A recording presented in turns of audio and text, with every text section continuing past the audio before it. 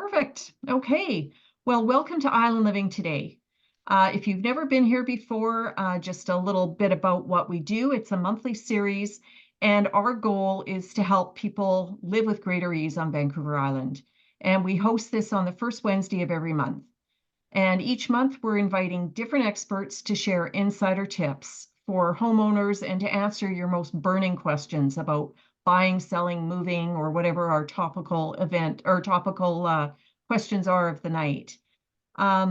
This is made possible by three hosts, and myself being one of them. And if you're not familiar with who I am Denise Hodgins.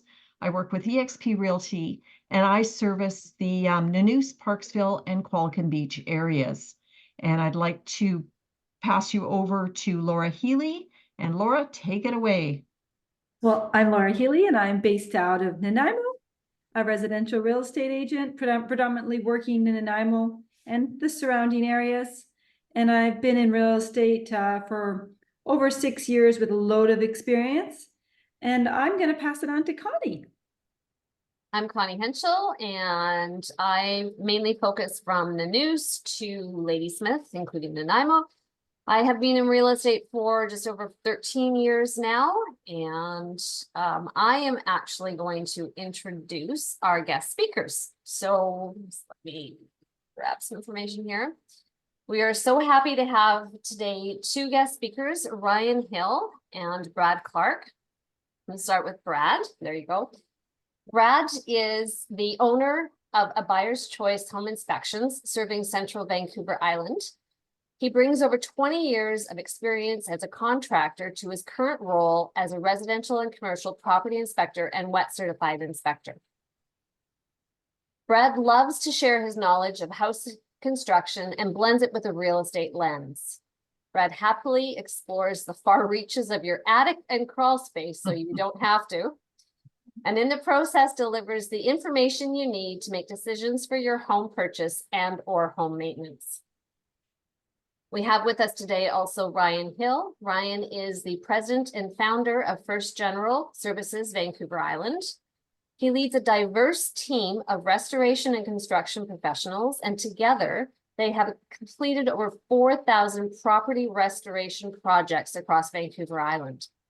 Ryan has worked on everything from water, fire, and wind restorations to asbestos, mold, and lead remediation. Serving Victoria to Qualicum Beach and operating a 24/7 emergency phone, Ryan's team creates peace of mind by guiding homeowners every step of the way during stressful times. We thank you both for taking the time out of your very busy schedules to be with us today. Laura, over to you. Well, let's kick this really interesting session off. So I'm going to start off with Brad. And as this is the home inspection or series of our Island Living today, Brad, tell us, how do you look for moisture and mold during a home inspection? Yeah, this is actually one of my favorite questions, because I get it, pretty well from every client that I talk to. Like, are you going to check for moisture? Do you have the tools to check for moisture? Of course I do. I do look for moisture in every house. But like, I'm not a water witch. I can't just walk around with two metal rods looking for water, right? So what we use is my infrared camera. For me, that's kind of where the entire home inspection starts. Is I walk into the house and I go around the entire property with my infrared camera, and I'm looking for any irregularities, because that gives me reason to dig deeper into it. Like, why is that irregular there? Put a moisture meter on it. Is it testing wet? Just, it gives me a lot of more insight than just your standard tools or looking for staining in an obvious place, right? It gives me a little bit of well, my kids think it's like the super cool, like superhero tool, because you can kind of see behind walls. And but yeah, so that's my favorite tool. And that's realistically how we look for moisture. We use infrared to start. And then if there's reasons to dig down deeper, we use our moisture meter, and then look for any ways to access that point to look for it without pulling stuff down, because we're not allowed to. That's fabulous. And I guess you also, you know, homes, I always say homes talk. They always tell you kind of what their scoop is, whether it's the type of plumbing, whether it's a crawl space, whether it's, you know, just visible inspections. It's pretty neat what you can find by just paying attention. Yeah. Yeah. So now this is an interesting question, and again for Brad. When's the best time for a home inspection? Is it when it's pouring rain on our beautiful West Coast, or bright and sunny? Like, is there a time of year, a time of day? When's the best time? Well, from an inspection standpoint, those frosty mornings are a little tough because you can't get on the roof safely. So I'll usually do the inside of the house. But realistically, for a potential buyer, anytime it's raining, you're going to find the most efficiencies. That's your best time to do it.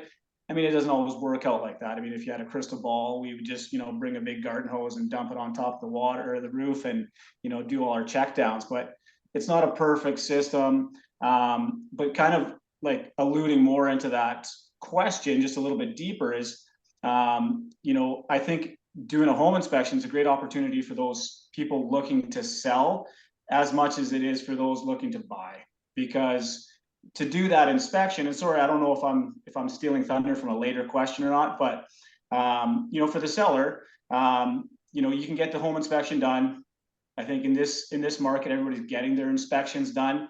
So, unless the inspector completely misses something, all these things are going to get found out anyway. So I always just tell people that, like, get the home inspection done before you put it on the market. Give yourself the time to get prices for all of these items that are going to come up, so that, when it comes to the 11th hour, you're not negotiating, so to speak, on issues that just came up that day on the inspection. So kind of two kind of answers to your question there.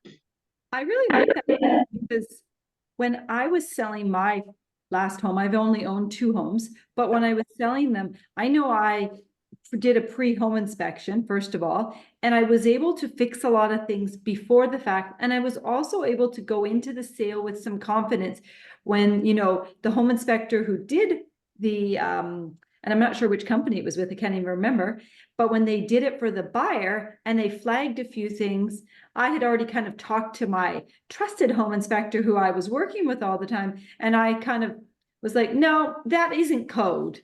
And, that isn't something to be concerned about. But I mean, I was able to, I always say it's the compounding theory when buying or selling, because if there's too many items in a home inspection, sometimes a buyer can get overwhelmed. But if there's only 2 or 3, it's like, oh, even when you're doing your walkthrough, you're like, wow, this is an immaculately maintained home. So think about that from the selling side. It's just like you're getting ahead. And a lot of the times, like, I think I spent $500 prepping the house, plus the cost of the inspection. Well worth it, considering I had peace of mind. Yeah, exactly.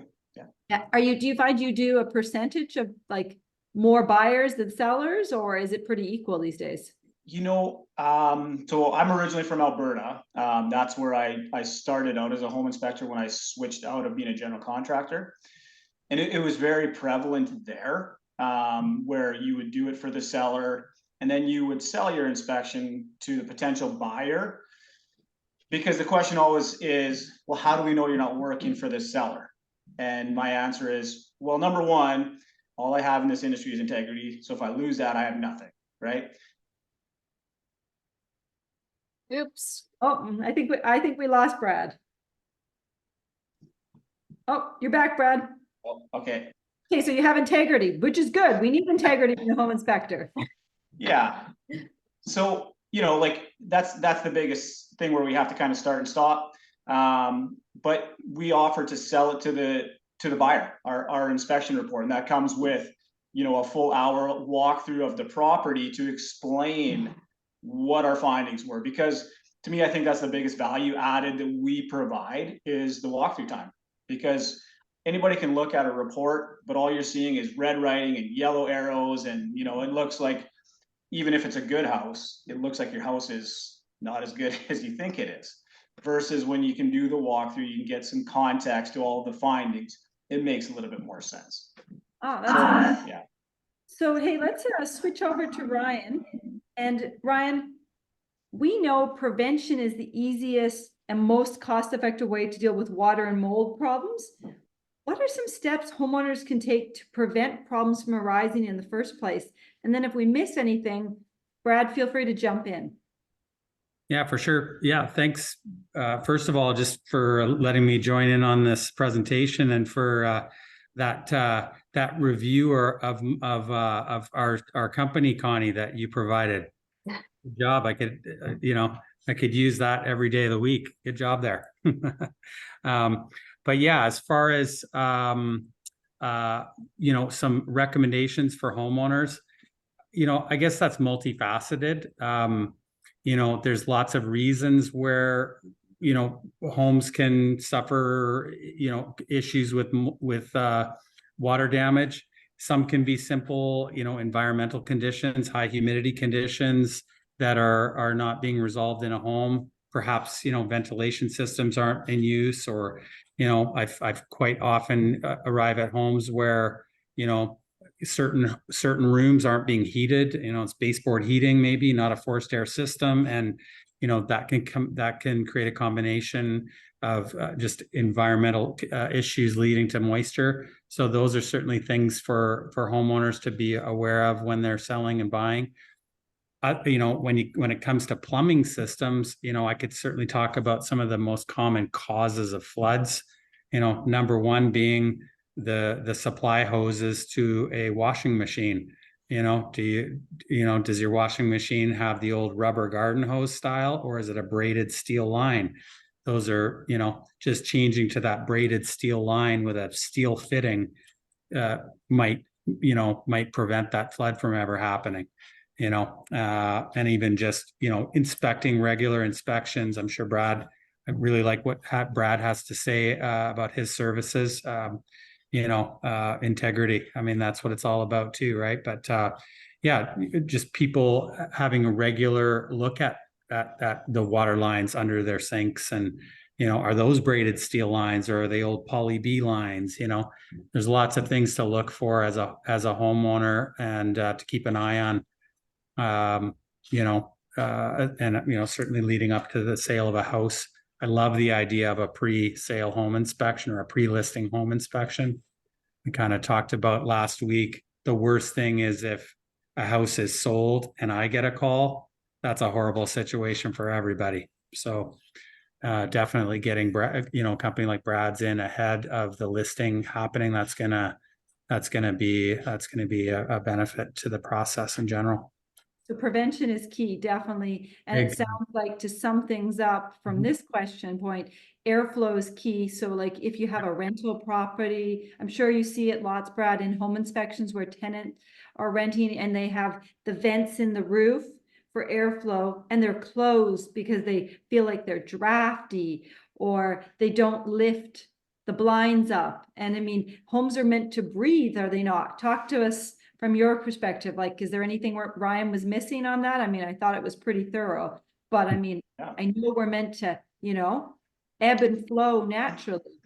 Airflow is key. I mean, that's, like this is a rainforest, right? I mean, it's year round, pretty well 100% humidity. If you're not moving air around in your house, you look at what today's building codes are. I mean, you have to have a fan that runs 24/7. I mean, you have to have a forced air system. I mean, you have to have a lot of air moving around your house, just because if you have those quiet areas where you're not moving air, there's lots of organic growth for, mildew buildup, and then that progresses from there. And, it's just a snowball effect, right? So yeah, the tenants, declutter, open your blinds, open your vents, don't put tinfoil on your windows, and, never open your blinds. Those are the funny things that you see. Yeah, it's preventative is key for sure.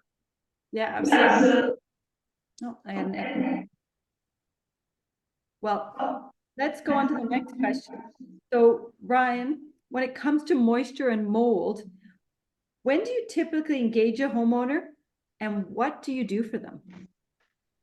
I think my services might start out similar to Brad's. I show up to do an investigation. I'm using some of those same tools. I love the thermal imaging camera as well. It's a great way to walk through a home and get an idea of, you know, if I'm getting called for, you know, a mold issue, you know, there's got to be a source of moisture there. So that can be a great way to, you know, establish where those areas of concern are. You know, sometimes it can be more related to a lack of airflow and more indoor environmental conditions leading to it. But yeah, that initial visit's more of a fact-finding mission. Sometimes people can get alarmed about seeing even a little bit of mold, right? That little bit of mold that might form in a windowsill, you know, around the window cladding, just from regular, you know, humidity conditions. And maybe, you know, I could probably look at some windowsills in my own home and I might find some mold at times of the year. You know, it all depends on that homeowner or occupant's level of kind of cleaning detail, I would say. So I could get a call for something like that, and I'm often, you know, maybe bringing a sense of calm to that equation. That's something that's easy to turn that situation around.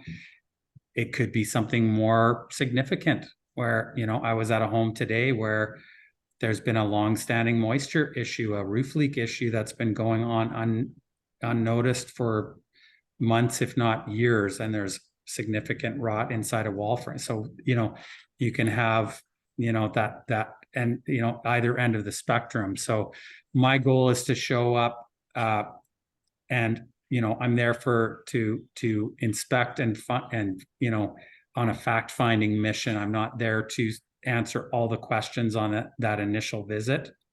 There can often be a lot other professionals that we need to involve to establish what protocols are and what the situation truly is, before we can really get all the answers.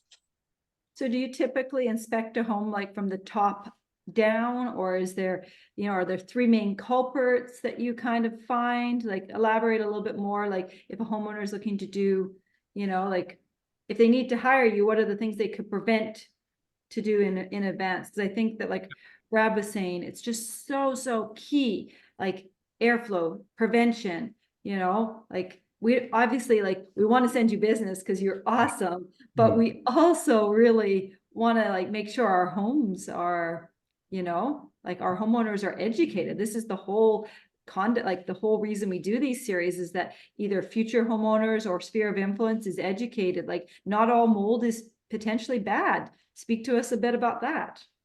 Yeah, for sure. I guess I'm most often called for a specific issue. So in terms of where my focus is, it might be directed towards a specific area of concern. We often do get calls, you know, to inspect attics or larger, you know, crawl spaces with moisture issues, and that might be more broad spectrum type of inspection scenario there. But yeah, it's, you know, if I'm there for a specific concern, then, you know, perhaps I'm focused on that specific area. And it's always about, you know, if there's a mold growth issue, there's a underlying cause. And so, you know, that's what I'm leaning towards, trying to understand as early as we can. Let's resolve the cause. We've got lots of great technicians that can deal with the remediation or the cleanup or the treatment or whatever is required. What's the cause? Let's make sure we resolve that so that it eliminates that from reoccurring. You stepped perfectly into our next question. So let's let Brad kind of touch a little bit on it before we hand it back to you. So if we're tracing back to the root cause of water or mold problems, what are some things the homeowners could have done to prevent it, Brad? And from your standpoint, you know, from the home inspection standpoint, and then back to Ryan to kind of, you know, kind of highlight from his side a little bit more. Sure. Yeah. So, you know, I always have a problem not coming off from not a salesy pitch here, but you know, I say, like, just by a show of hands, who would be willing to drive their car for 30,000 kilometers without getting an oil change? Raise your hand. Well, technically I would, because I don't have oil in mine. Yeah. Me Yeah, too. Okay. I've been in cars. All right, who would Car go quote. that long without servicing their vehicle? No, negative, thumbs down. Yeah, right. So, your vehicle is, let's call the median price $75,000, right? How often are we servicing our house, right? That's something that, let's call it a median price of 10 times that. Never, right? When is anybody jumping in their attic, jumping in their crawl space, pulling out their $5,000 thermal imaging camera? When are people doing these things? The answer is never, right? And I'll use my older brother. I'll throw him under the bus because I check his house annually, and mostly just for fun now, because I always find things that he still hasn't done. But it's one of those things that you want to, it's preventative, right? Conditions will change in your house, materials will break down, things have a serviceable lifetime. So getting a home maintenance inspection is, in my opinion, paramount. I mean, you could alleviate, a major issue, and this isn't to say that you're going to stop everything, because things can change. But if you've got a small roof leak, that can be fixed and addressed, versus if it gets left, now you've got a massive cleanup and a big bill or an insurance claim. So, the small fee of getting a home maintenance in it, do you have to do it every year? That might be a bit extreme, but like, you should have somebody popping up in your attic, getting in your crawl space, doing all of those things, because conditions do change, variables change. Maybe that one crack in your foundation has finally opened up and now it's allowing water into your crawl space. There's all these things that it's just worthwhile taking the time. Don't drive your car 30,000 kilometers without getting an oil change. Do To the be same honest, I didn't know you guys did that. And so we were on the preparation call for this series, and I thought, wow, that's brilliant, because like, instead of subbing out the 3 different things, having someone look at the roof, having somebody look at the attic, I didn't even know. And I mean, like you say, look, it could be prevented. Like the last time the guy was cleaning my gutters, he's also a roofer, and he said, oh, there's 2 shingles missing up here. Do you want them replaced? He says, I think you have them in your basement. And he says, $40 cash, I'll put them on for you. And I thought, heck yeah, like, he kind of made a joke like, oh, that's, lunch tomorrow or whatever. But I mean, it's so key, right? Because these are those things that, like, you are also trained, and you also know what the current things are. Like for example, right now in one of our industries, we're talking a lot about different types of plumbing, and you see it every day in the home inspection, and polybutylene plumbing, stage 1 or stage 2, and the impacts of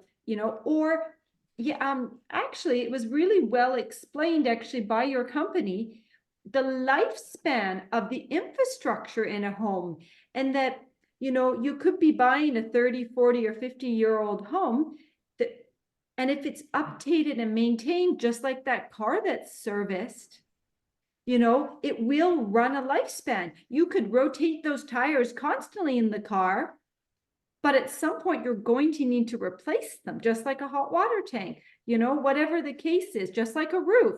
They have a lifespan. And I think sometimes we forget about that when it comes to plumbing or electrical, because they're often big ticket items. Yeah, and it's, I won't drag on. I'll give you a chance here, Ryan. But it's one of those things that I think, it's nice and easy to put the horse blinders on, because the roof is expensive, mechanical is expensive. But I'll put my dad hat on here, and I'll just say, like, if a problem's coming up, you can start budgeting for it, right? If you get somebody in there early enough, knowledge is power, right? If you can jump on your roof and know that you're getting towards the end here, like 5 years, you should be thinking about replacing this thing, versus waiting 6 and you got a leak, right? So it's just one of those things. Like I said, again, knowledge is power. Finding out the information and then being able to deal with it is so much more advantageous than being reactive. Just it's kind of a shift in mindset. Take care of your biggest investment. Be proactive, not reactive. Isn't that good advice in every part of life? If you don't take care of your health, it's not going to probably end well for you in the big scheme of things. So Ryan, preventative, your company, what type of preventative services do you offer to clients? I mean, say you have elderly parents that, you know, might not be crawling up on that roof very often, might not be crawling up in that attic or in that crawl space. Talk to us a little bit about some things like, you know, like how many attics do you see that are heated or vented properly? Same thing as crawl spaces. You know, what are some things your company offers that can be really like advantageous to homeowners? Yeah, for sure. Yeah, we do quite a bit of crawl space and attic inspection work seasonally. You know, we got quite a few people calling. You know, unfortunately, it's usually in relation to a problem that they do find. So, geez, I really agree with what Brad's saying. I wish more people would seek out the services of you know, an inspection company, you know, to be, to on a regular basis, you know, like Brad saying, maybe even if it's every other year, you'd have a much more comprehensive understanding of how your house is performing. The reality is that, you know, I'd love to do more inspections for folks. We're often there because there's a problem, and we're there to respond to that problem and deal with it. So, and yeah, a lot of these problems we see every day could definitely be prevented if there was a more regular inspection done of those areas. And yeah, attics, crawl spaces, 100%. Those are areas I bet there's most people, you know, hey, even myself, you know, do I go up into my attic enough? No, I don't. And things can go wrong in a hurry there. You know, maybe some ductwork comes off of your bathroom fan and it's exhausting into your attic. It can turn you know, a well-performing attic into a nasty environment in a hurry with a bunch of hot air exhausting up into the attic. So yeah, these inspections are definitely valuable, and you know, couldn't agree more. We see it a lot in home inspections that from the realtor standpoint, you know, we always will see bathroom fans, like you say, you know, the tape that connected the pipe is just come loose from just, you know, the heat and like the heat, the moisture, you name it. And I mean, if it's just properly checked and maintained, you know, what are other ones that, you know, they're not pipes that are not insulated from the bathroom fan. So, you know, it's hot and cold. And I mean, what's that, Brad? A few dollars at Home Depot to get one of those pre-made sleeves? It's You know, not much, yeah. yeah. And so like, talk to us now. This is the fun part of the conversation where you kind of get to give a bunch of free advice away. How does that sound? So, you know, in a good way. Talk to us about some like typical things you see in home inspections, and what are things that our, you know, current clients and future clients can jump on when they own their houses, starting from like the top up. Let's talk about roof vents and let's move to the attic. Like, let's talk about things that, you know, we should be looking at, whether it's in our home, our parents' home. Like, let's keep these homes all tickety-boo so that when, you know, Denise, Connie, or myself go to sell a home, we get to sell the home in the best condition possible or represent the buyer on it. Yeah, so okay, well, let's start top down. I mean, you know, just like painting your exterior trim, you do have to get up on your roof and you've got to recover your nails that hold down all of your roof vents, your exhaust vents, your plumbing boots. You know, they're metal. They expand and contract at different rates. So even if they are properly secured down originally, unless they're screwed down with washers, they will come loose. And then you've got a water entry point. And it sounds very minor, like, you know, how much water is really going to get in there, right? There's shingles. I see it all the time. You know, I go in attics that it looks like somebody shot through the roof with an Uzi. You know, it's just, you know, like this rust bullets everywhere in the sheathing. It's a real thing, and it's so easy to fix that. So that's number one on a roof that I see all the time. And if they're not secured properly, you know, what was it, 2018 with that huge windstorm? I mean, how many roof vents were blown off during that? I mean, countless, right? I got a phone call saying the skylight blew off the house we bought from my like adopted aunt. We found it in the property next door. It was And that's the intact. other one. Yeah. It was intact and not broken. We put it Wow. back on 4 hours later, thankfully for the roofer who came to my rescue. Yeah. But Yeah. yeah, who would know? It And just, that's another key one, is that, your skylights, a lot of times they're not secured down properly. And, like the trades out there, I don't think anybody's doing anything poorly on purpose. Nobody's just saying, kind of, the heck with it. But a lot of times people forget, right? A lot of times the owner is going down to do the paperwork, talk about the next job or talk about getting paid for that job with the homeowner. And he's leaving his apprentice up there and saying, don't forget to, secure that skylight. And apprentice forgets. And those things happen, right? I mean, I was a contractor, mistakes always happen. But yeah, securing everything down to your roof, checking your chimney flashings. Those are also very important. And a chimney will tell you the story of what's going on. You can look for in the mortar joints, you can look for cracks. And I'm not suggesting that everybody get on your roof, because a lot of roofs aren't safe to access for the general public, right? If you're not comfortable on your roof, if you don't have experience doing it, you shouldn't be up on your roof, right? There's a special way to walk on different types of roofs and different times to walk on them. They're not always safe to access. And when it's 33 above, you shouldn't be walking on your roof if you don't know how to do it, because you're going to do more damage to your roof than any good that you think you're doing to it. it's really important. We're not encouraging you to walk on your roof, fall off your roof, any of those things. Somebody should be up there that's Hire a competent and qualified to be up there. Yes. Well, So you touched briefly on how like sometimes people overlook the fact that new homes should have home inspections done. And I know multiple times we've found things on brand new construction, and often a client will say to us, but it's brand new, why do we need it? But the home inspector also helps with the deficiency walkthrough. It's so key. yeah, I mean, I come from a building background, right? So and sometimes, when I first started doing them, builders would get upset with me. And, I kind of just, I had to give them a different lens and say, listen, I'm here with no emotion, right? So I'm here to look at the house as a house. Is it functioning as it's intended to, as a new construction? I don't have any emotion. I'm not picturing that's where my grandkids are going to play. I'm not picturing this is where my new baby's going to have their crib set up. I'm just looking at the house as a house. I'm not looking for every little paint deficiency in the wall. And then once I kind of explain it to the builder, they're on board. They're like, yes, let's do it. And for the home buyer, they get a full comprehensive list of, this is how my home should look when I move in. This is how it should perform. And it's a kind of a win-win for everybody. Well, it's a total win-win because it's potentially saves that builder from coming back to have to do something pertaining to home warranty in the first year. So why not catch it right away?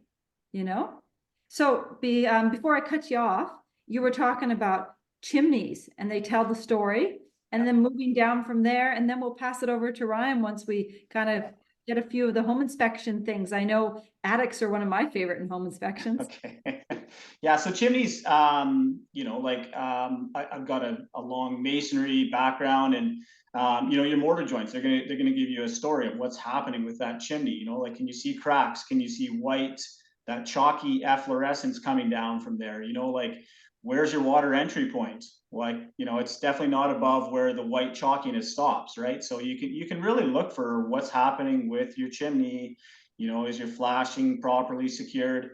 Because in my experience, chimney flashings, especially if they're inset in the house, not on the outside of the house, those are your major water entry points, because there's such thermal expansion, contraction, and movement.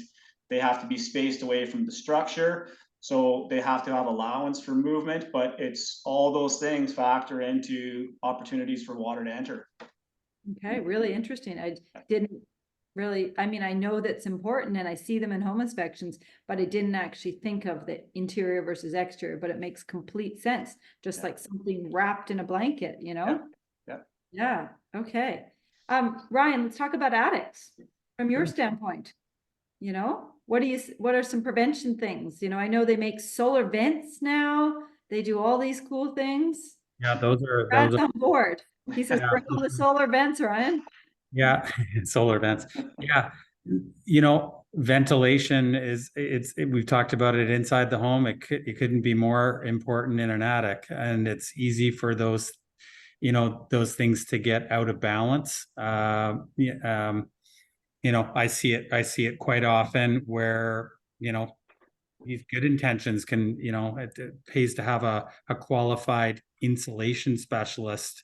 There's definitely science behind how an attic performs. So just, having somebody come in and pile a bunch of extra insulation up in the attic isn't always the answer, right? So definitely checking that attic regularly. And, if there's an issue, hey, we can certainly help, connect people with great trades who can help to correct it. If someone's got an unfortunate incident where there is mold growth, I mean, that's not uncommon. I'm sure, Brad, you've seen, sheathing up in the attic gets black, and trusses can be discolored, and that might be a case where mold is growing, and we have processes to deal with that. Sometimes it's a localized treatment, sometimes it's a full-fledged abatement, but that's certainly something we can help customers with if they face that kind of a problem, for sure. Talk to us a little bit more about that, because we got you on the hot seat. So I mean, I guess you're first of all starting by testing, and then what are are there 3 typical types of things you're finding growing on the plywood? Are there, like, so often we see it in home inspections due to lack of ventilation, due to that, like you said, that bathroom fan disconnected, the 1970s home with not enough roof vents, Yeah, for sure. I mean, again, I go back to this scenario of sorting out what is the cause, right? Sometimes it's something really obvious, that scenario of a duct coming off. Brad's probably seen this as well. You go up into an attic, there's some, duct work has come off, and it's like right there, right? There's a black, halo in that area, and that's a very clear indication of where that's easy to correct that issue, and maybe just a localized treatment would suffice there. These things can also be a little more complex, where if there is an airflow issue where there's just not enough cross ventilation occurring, and maybe a wider ranging mold issue is at play. That would be a scenario where perhaps we're having to engage a third-party hygiene firm to come in and collect samples and determine or help to determine the best course of action to address that properly. Okay, fantastic. That's super interesting, because I know that there's autoimmune conditions related to mold. And also, I mean, I don't really know any homeowners that want to have mold, whether it's the good or the bad mold, whether it's the, mold going on your fruit in your fruit bowl, or, like you said, in your attic, really in your living space. So let's toss it back to whoever wants to take the lead. Let's talk about crawl spaces. And because I know that not all homes are built, like with crawl spaces, but there are a lot of homes in Vancouver Island built with a crawl space. And I mean, let's talk about the pros and cons of a crawl space from both a home inspection and a mold perspective. You want to start?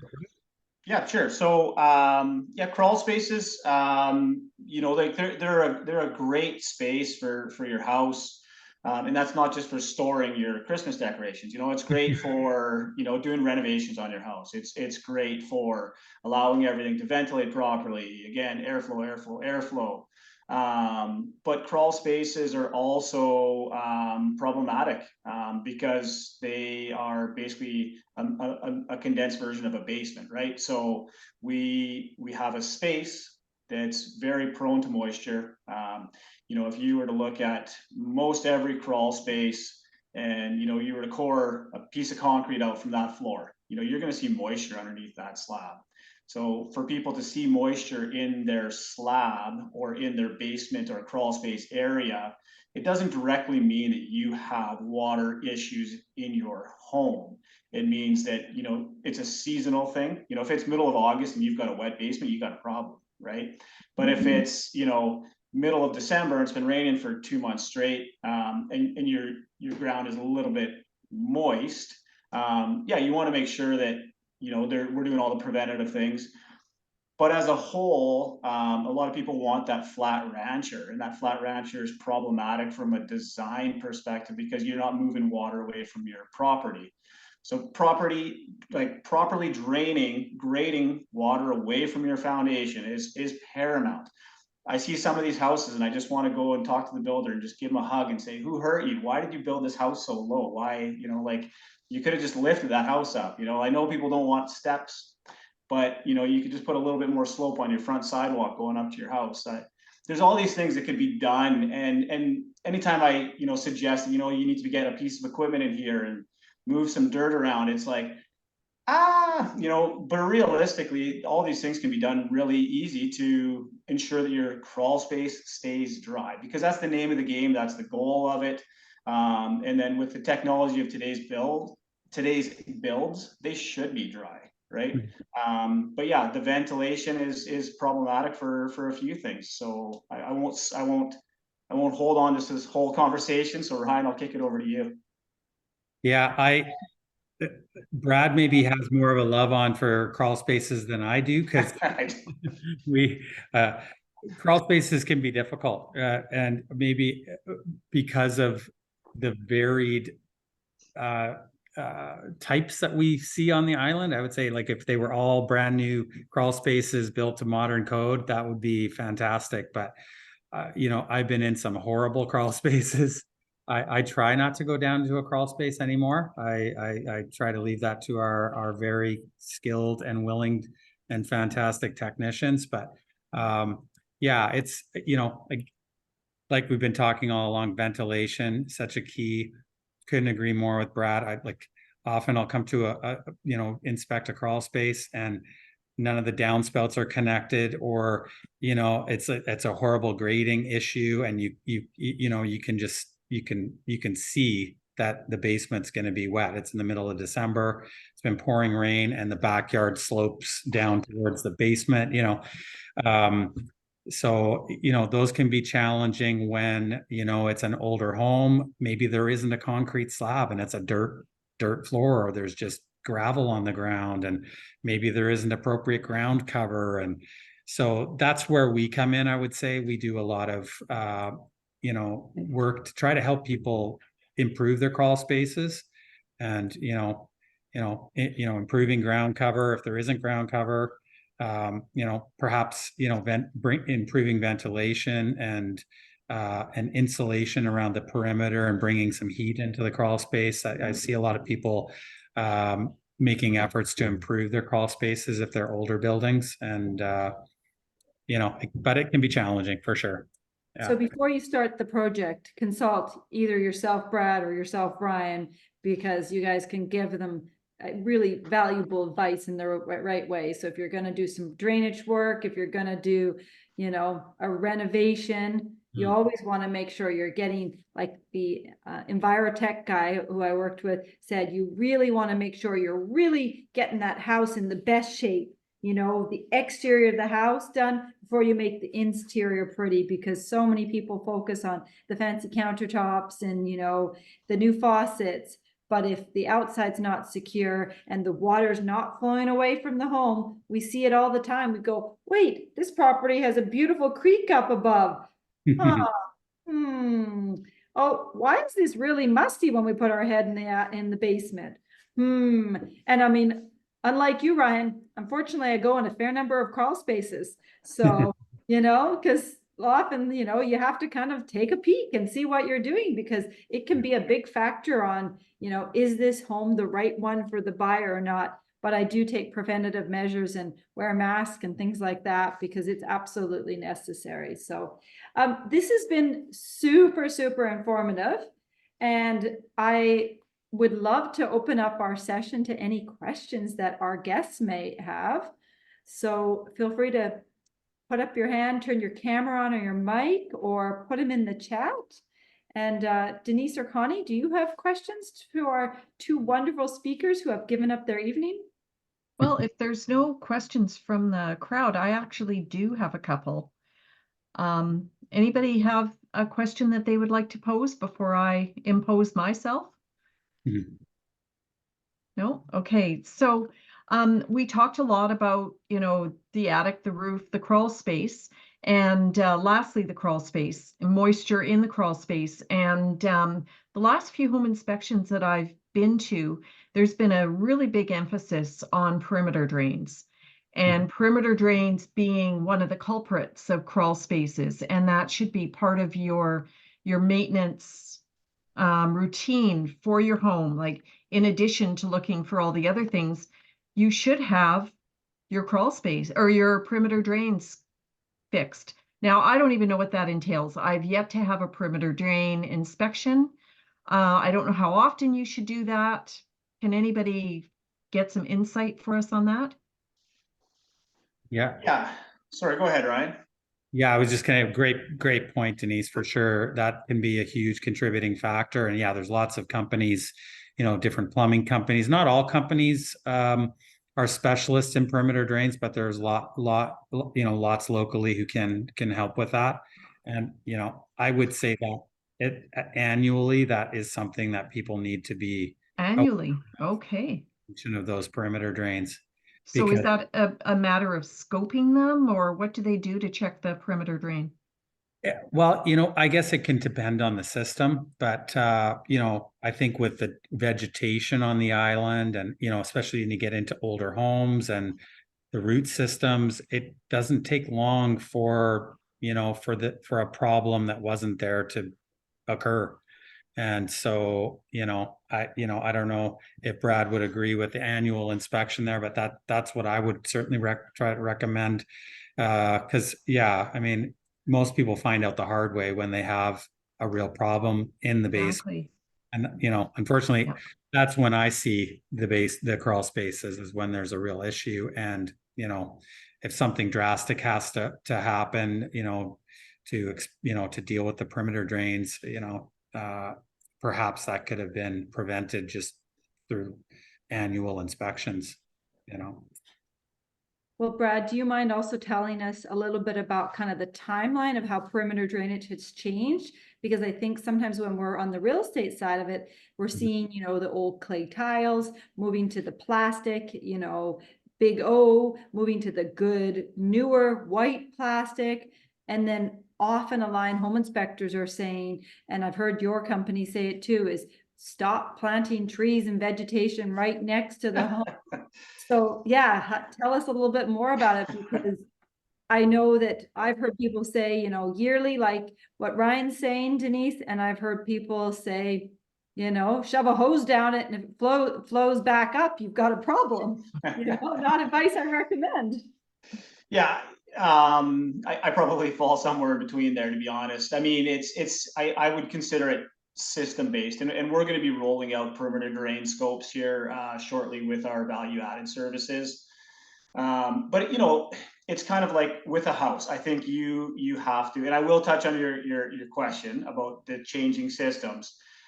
But I think that you have to get a system evaluation. Just like when I do a walkthrough with clients, I say, unless this homeowner can provide you with a record that they service their furnace and their hot water tank and whatever else this calendar year, get it done yourself. And I would say the same thing with anybody purchasing a new house. If they can't show you a record of this calendar year that they have had it done, get it done. And then you will have a picture of what your system looks like. If you're on rock, if it's a newer PVC drainage system that's going to the storm sewer, and then you've got a big old pipe at your footing level that's taking groundwater away from your house, you probably don't, in my opinion, you probably don't need to do it annually. But yeah, if you're on an acreage with lots of trees with big roots, encroaching on your foundation, your perimeter drains, it's probably something you want to do more often than not, because you might not be able to see it with that perimeter drain scope, but the next year those roots might have come through. So it's not a hard, I don't think it's a hard, fast rule on, when you should do it. I just think it's something that you need to have your baseline for it, and you need to have a professional kind of give you a guideline on, should you be doing this annually, every 2 years, every 3 years, depending on your system. Now back to your question about like the drainage system. So originally Vancouver Island used to just be one drainage system. So everything drained into off of your roofs, into your tiles, and that carried everything away. Now it's code that you have to have 2 drainage systems, and that's perimeter drains, which are generally about 18 inches below grade. They pick up that water and that comes off of your roof down from your gutters, and that goes into your storm sewer. And then you also have to, depending on the style of build, slab on grade, you're not required to, but if you've got a crawl space or you've got a basement, you have to have a second tier of defense on your property, and that's your footing drainage, and that'll be a drainage pipe that goes around your property that allows groundwater percolation into that right at your footing level of your foundation wall, and that'll then pick that up and then send that away as well. So going back to the scoping of it, if you've got the old concrete tiles, you can't scope them generally because they don't have a big enough sweep on the tile. You basically just send your camera down and you don't. So you can't always scope it. And for the most part, they're probably fractured, collapsed, not scopable. And at that point, you're just kind of rolling the dice on what do we do with it next, right? So Get a shovel out and start digging. Mhm. Unfortunately, I mean, like, are there signs that there's an issue, right? I mean, if you're on rock, it's probably not that big of a deal to have, runoff leaders, which are just downspouts with extensions that kick off of it, as long as you're not flooding or shedding water onto your neighbor. There are because that can happen. There are things that you can do to mitigate that water that's coming down without getting super expensive and redoing your whole perimeter drain. That's fantastic. So we've got a question in the chat. Is it worthwhile to have water leak detectors under the sink and by the hot water tanks? That's my add-on to the question. I'm hearing that this is going to be, and this is just me talking out of school, but I have a few friends that are brokers with insurance companies, and they are telling me that this is going to become a requirement with water sensors near all these sensitive areas. And if you're not having them, then you're not getting those reduced rates, and you might suffer, not being covered for a water event. So I heard that you need to have them and that they were Bluetooth or Wi-Fi connected, and they would send you a message to your cell phone. I know that ones we had previously used, we used to give them as gifts, were the ones that would just send off the loud, like, sound, and you'd plunk them in, and if you could find them at Home Depot or online, we'd buy 10 or 20 and hand them out as gifts, and they were valid for so many years. So well, I know the insurance industry is constantly changing, same as all of the things in home ownership. Denise, you mentioned you might have another question before we wrap up for the evening. Oh, you're muted. Yeah, I was muted. Yeah, if nobody else has a question, the staining on sheathing. So I can count on one hand the number of houses that I have been involved in a home inspection, and there has not been staining on sheathing. And it's a very alarming thing for people to see. People automatically get very, very concerned. The first thought, of course, is mold and expense, lots of money. It just sort of goes hand in hand. That's the feeling that people have. Is it true that if you see staining on sheathing, it's always mold? And is it always an expensive remediation, or are there different levels of issues with that? And I apologize for the sun. This particular window, I don't have a curtain and I have no choices here. Ryan, I'll let you take that one. Yeah, sure. I see what you see. Yeah. I've been in so many attics, and yeah, I mean, Vancouver Island, like we talked about, it's a rainforest and it's a punishing climate, and it's a difficult climate for attics to perform as they would in somewhere like Calgary, where it's bone dry there. That I guess the first thing I would say, discoloration on sheathing isn't always mold. And I think I would always recommend, if somebody's concerned about mold, definitive laboratory analysis needs to be done to confirm that.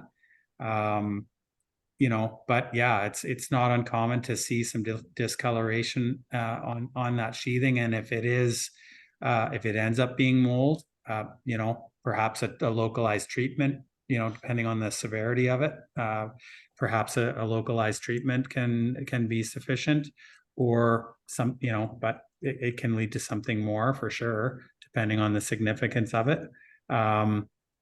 Again, I think the key is understanding what's at the root cause of that, and can we do something to change that airflow, or reconnect a duct, some ducting or whatever needs to be done to correct the cause in the first place. So you've gone in, you've seen the discoloration. It's turned out to be mold, but it's the sheathing is still viable. It isn't damaged. You've treated it.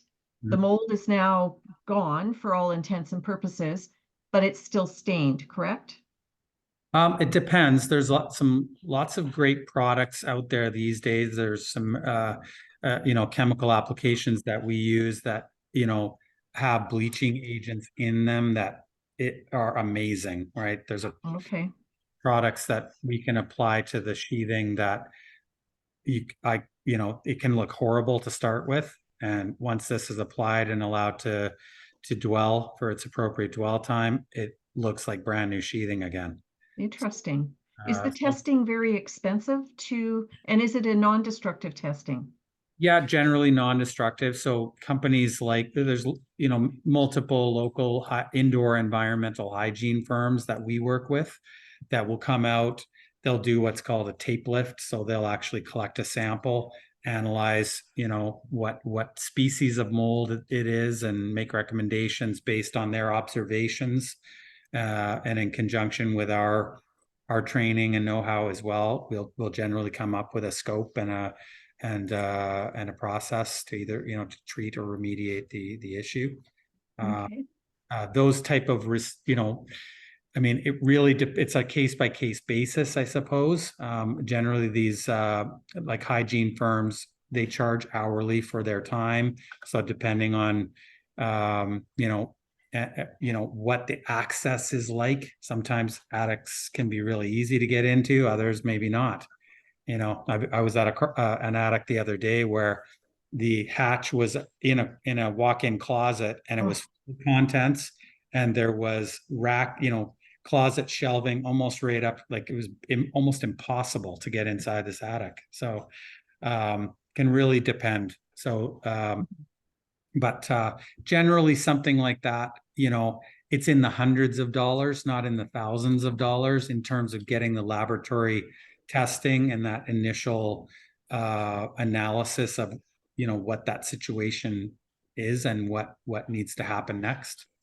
But beyond that, it really is it's a wide spectrum that could be in the hundreds of dollars up to the thousands of dollars to correct. And if you get to a place where sheathing is damaged to a point where it needs to be replaced and roof shingles need to come off, you can imagine costs can escalate on these things. So right back to that preventive, get a guy like Brad in to check, or perhaps myself in to check that attic more regularly. So if a problem does occur and we see some little spots here and there, you can be aware of it and address a small issue quickly and effectively, as opposed to being surprised 5 years later and dealing with something that maybe is a little more punishing.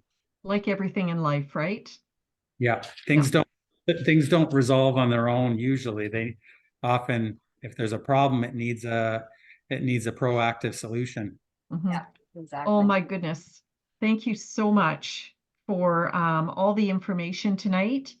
Really appreciate your time. I don't know about everybody else, but I learned a lot. Very Yeah. helpful. Thank you. Yeah. Yes, yes. And thank you everyone for attending our session. We really appreciate your time. And next month, we're going to be doing another inspection series, this time on insects and rodents. So it is that time of year with carpenter ants, and they are busy zipping around. I have sugar ants in my room right now. I have a few carpenter ants. So yes, we're going to be talking about our friendly little pesky pests. And yeah, hope that everybody can attend. And thank you again, Ryan and Brad, for your time. Really appreciate it. You guys are top notch. We love working with you. Have a wonderful evening. Welcome. It was a pleasure to be here. Thanks, Thank you thanks so very much much. for Thank thinking of you. us. Okay, thank you. Thank Good you. night. Good night. Yeah.